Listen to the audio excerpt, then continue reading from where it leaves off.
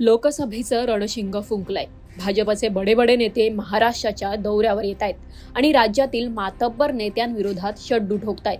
निवडणुकीचा धुरळाही उडालाय। अशातच भाजपचे चाणक्य अमित शहा यांनी शिंगावर घेतलंय शरद पवार आणि ठाकरेंना। महाराष्ट्र 50 वर्षापासून तुमचा भार सोसतोय असं म्हणत पवारांना घेरलं। मैं तो पवार साहब को कहता हूं, पवार साहब मोदी जी को 10 साल हुए, ये 50 साल से महाराष्ट्र की जनता आपको ढो रही है,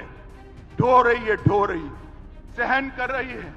50 साल छोड़िए, 5 साल का हिसाब दे दीजिए जनता को।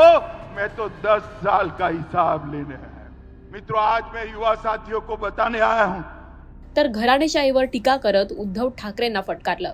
ये महाराष्ट्र में 3 पहियों वाली एक ऑटो चलती है जिसका नाम महाविकास अघाड़ी है।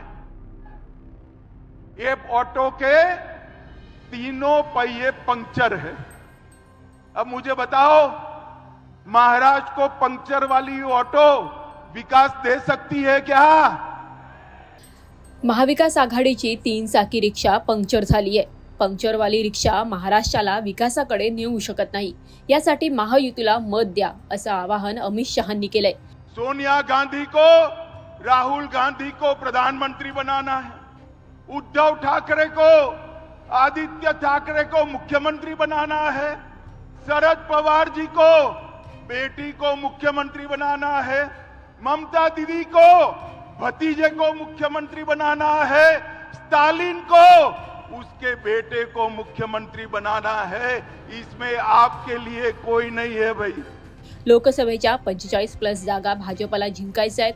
मात्र महाराष्ट्रातील जागा वाटपाचा आणि वाटाघाटीचा तिढा कायम आहे।